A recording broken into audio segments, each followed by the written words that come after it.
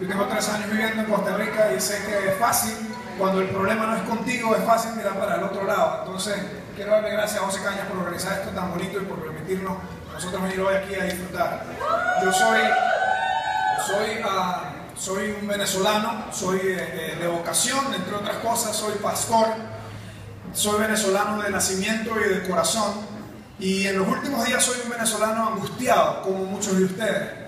Angustiados por la violencia, angustiados por la inseguridad, angustiados por algo que ya es personal, porque tengo 2 familiares que han sido víctimas de la gran inseguridad en los últimos años.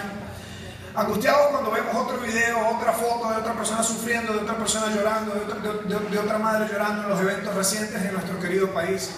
Angustiados cuando vemos que esa angustia puede convertirse en una indignación, y esa indignación puede convertirse en un odio, y eso puede ser muy nocivo, porque el odio siempre es nocivo para el que lo lleva. Entonces el mensaje que yo quiero decirles a ustedes hoy es que aún en la indignación que tenemos, que es válida, aún en el enojo que tenemos, que es válido, no podemos dejar que el enojo y que la indignación se convierta en odio. No podemos dejar que el odio, que se convierta en odio que parezca justificable por algunos de nuestros semejantes que no piensan como nosotros. Yo he tenido que luchar con ese pensamiento.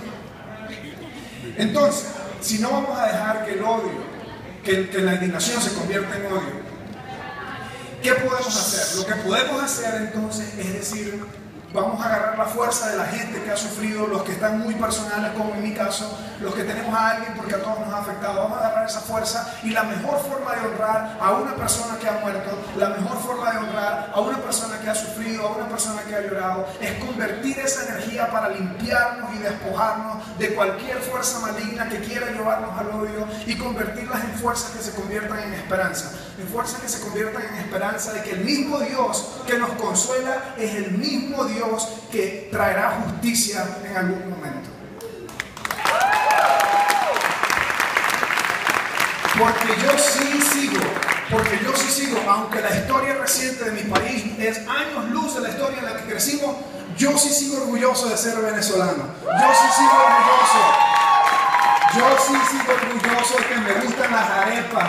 Yo sí sigo orgulloso de que me gusta la playa, de que me gusta rumbear, de que me gusta la vida, de que me gusta ser feliz. Y quiero enseñarle a mis hijos lo que significa ser un venezolano. Quiero enseñarle a mis hijos que son internacionales. Quiero enseñarle a mis hijos que su papá viene de un país feliz, que su papá viene de un país luchador, que su papá ama y respeta y valora a su familia, que su papá está dispuesto a luchar por alcanzar sus sueños y a soñar grande. Por eso yo los dejo hoy con el mensaje que dijo San Pablo alrededor del año 60, en un momento de mucha angustia que vivían la gente en ese tiempo.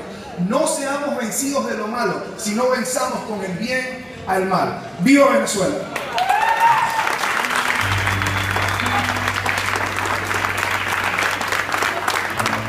Así es, esas ganas de vivir nunca se les tiene que ir de cuerpo.